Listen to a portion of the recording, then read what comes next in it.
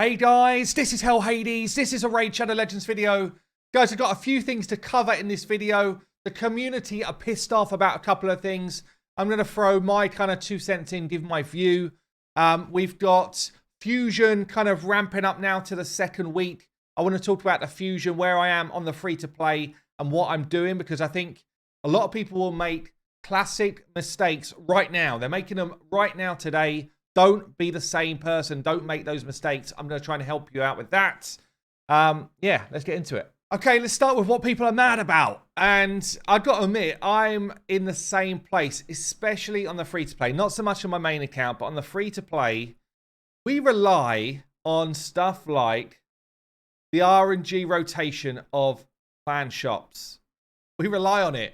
I was absolutely banking on there being energy in this spot down here in the clan shop. In fact, I've been saving my gold to grab some of that energy. The Fusion is well underway. We've now got 2 weeks straight with no energy to help anybody towards the Fusion. And honestly, like, it's such a small thing, but 1,000 energy in the bank can be the difference between people making these Fusions or not. It really does help.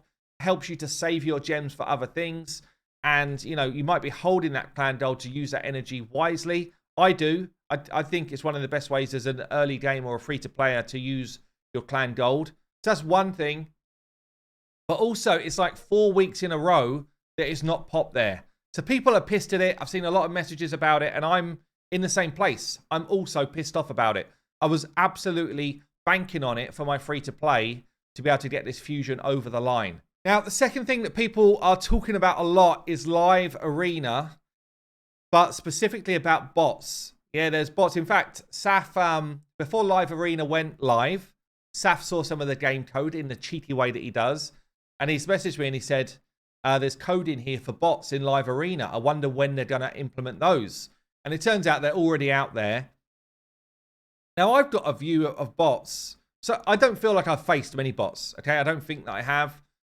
It's possible that I have, but I don't think that I have. You know, as I'm fighting, I've not got enemies that are just kind of like going super quick, which is what I think a bot would do. You know, the kind of champion compositions don't feel like they're botted, but I have seen screenshots and I have seen stuff where they definitely are bots. Yeah, I've seen it. And on the free-to-play, I think maybe I fought one bot. So they're definitely out there. Firstly, the reason they're out there is so that we're not having to wait crazy long times to get a match. Yeah, you just basically get a freebie. You get a freebie fight. I think that's not a terrible solution for right now. Okay, basically, Raid have put live arena in. They've given us a task of do 1 fight a day or you'll start to diminish your rank. We're getting rewards for doing fights as long as we win. Yeah, even on the free-to-play, I'm trying to do at least kind of 5 to 10 fights a day. And I'm winning just under 50%. Not too bad. And yeah, I mean, I think it was probably the right thing to add them in. I don't really see a negative side other than it's a more boring fight than if you weren't fighting a bot. That's pretty much it. That's pretty much it for me. So I think there's a lot of kind of talk about it. Most of the talk is negative. I don't really see the negative side of it. Raid are making sure that we're getting some sort of fight. I know it's not a live battle because you're basically fighting a bot, but ultimately you're getting a freebie if there was no one to fight in a short period of time. So I'm not against it. I know that that's going to kind of, I don't know, some people will agree with me, some people don't, but it is what it is. Now, let's talk Fusion tips because I am well on my way towards this Fusion here on the free-to-play. I didn't think I was going to be capable of doing it. Talking when the Fusion went live, I'd actually basically dismissed it, thinking shard count wasn't possible, blah, blah, blah. Anyway, I managed to scrape together enough points. Just, literally, it was like finite amount of points. I just got over the line to do the summon rush. So now I'm in like full focused Fusion mode. I'm prepping for the next events, all that type of stuff. And there's a couple of things. So we've had this kind of lull of events. Yeah, yesterday, today, we've had nothing going on for the Fusion. I actually like that, by the way. I think that's a cool thing that they've done. They've never done that before as far as I'm aware. Basically, you get this kind of couple of day breathing space where you're not forced to do, you know, hard push every single event that drops. I like it because it gives me a bit of time to think, a bit of time to focus on what do I need to do to get this fusion over the line? So what we've got coming up here, champion training, dungeon divers, and we've got the tag team. What else we've got going on? That's it. They're the ones that are popping up tomorrow. So a couple of things. Firstly, tag team arena is going to give you some energy. Don't use it yet. Wait until a fusion thing is going on. That's a simple one. But this is the big one. A lot of people are not used to doing normal fusions. So just collecting the 16 rares, that's not going to get you over the line here. You have to level them to 40. You have to ascend them to 4-star, yeah, before you can fuse them into the epic. Firstly, when you fuse them into the epic, this is worth champion chase points. 250 per epic. So before anything happens, I'm going to get 500, probably 750 champion chase points through fusing rares into epics. Yeah, so that's one thing. Don't do it too early. You're probably already wasting valuable champion chase points that you don't need to burn. Yeah, make sure this becomes part of your champion chase. That's the first thing. Second thing along the same lines is, do you have enough potions to do what you need to do? It's actually a lot. These lizards also have to be level 50, 5-star ascended.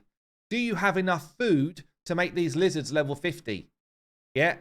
And the cool thing is we're going to get at the same sort of time as the champion training. Yes, the champion training is going to be the event that starts tomorrow. This is quite a long one. We're going to have champion chase during that. So we can fuse the epics, level them, ascend them during that champion training. Now, do you have enough potions? Well, you actually need a lot. If you haven't done any of it yet, I'll show you this on hellhades.com. So we always have our fusion guide running every time there's a fusion or a fragment event champion. And if you scroll down a bit here on the guide page, so Never and YST are kind of keeping this up to date for everyone. What should you be doing today? You know, all that type of stuff. But they did put in here, what do you need to fuse Razelvarg? And you know, part of this is getting your food together. 48 3-star chickens to get the 3-star dudes up. 16 4-star chickens to get the epics up. But you also need all of these potions. So 160 lesser force potions, 64 greater ones, 80 lesser arcane, 108 greater, 12 superior. And then this is the one that I'm behind on at the moment. 80 spirit, 24 superior. Yeah, so this is really important. It's a big part of what you're going to have to do to get this fusion over the line. I didn't think I was going to be going for it, so I haven't done as much prep as I normally would have done. And if you look here, I'm well short of the greater spirit potions. Yeah, so part of my farming is going to have to be when the spirit keep opens tomorrow, potentially next week as well, is to get into here and get some more greater potions. Yeah, you have to make sure that's in your mindset, because unlike a fragment event, when this ends, it's gone. You can't fuse the dude later. It disappears. So you absolutely have to have done every part of it to get this done. It's a really important factor.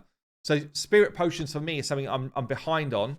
The other thing, and it's a bit of a lesser thing, but you still need to consider it. Like silver, for me, is going to be quite tight. I've got to do 2 more artifact events. Yeah, that's going to cost me a lot. Every time you fuse one of these dudes, it costs you silver. Yeah, so fusing the epics costs you silver. Fusing Razelvarg himself costs 1 million silver. Yeah, so don't forget, like, don't stop yourself getting over the line because of small technicalities that you just did not consider. Okay, so that's what I'm thinking on right now. I'm trying to line up all of the events that are left so that I can get over the line pretty comfortably. Champion Chase, I'm actually prepping these champions. I'm prepping up to fuse up another Relic Keeper. I'm prepping, I've already prepped and got them to fuse up a couple of the Razin epics, so that's more champion chase points. Broadmoor, I've got all of the resources apart from this hard scale dude to get myself Broadmoor. So I've got everything lining up.